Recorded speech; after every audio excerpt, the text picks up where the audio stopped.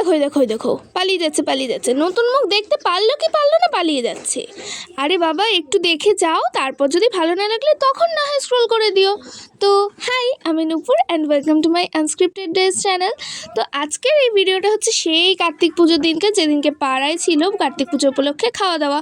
আর এখানে আমি আর মাসি সবাই মিলে দাঁড়িয়ে আছি দিদার জন্য। তো দিদা আসার পরে আমরা চলে যাচ্ছি খেতে।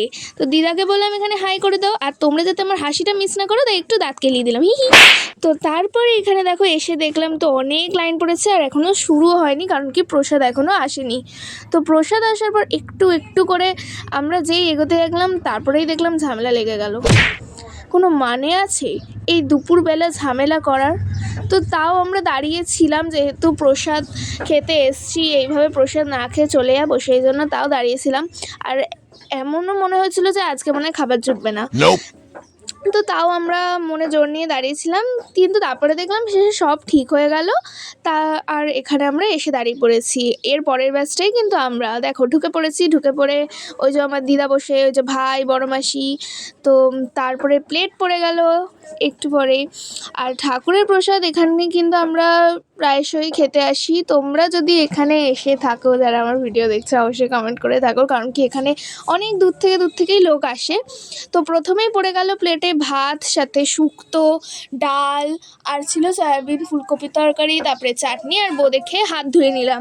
আর খেতে খেতে এত বেলা হয়ে গেছিলো যে কি আর বলবো। আমরা তো খাবারটা শেষই করেছি 5টার সময়। 5টার সময় দুপুরের খাবার শেষ করে হাত ধুয়ে চলে আসছি বাড়ি। তারপরে রাত্রিরের দিকে ছিল আরেকটা জায়গায় নেমন্তন্ন কার্তিক পুজো উপলক্ষে, আমার ভাইয়ের বন্ধুর বাড়ি।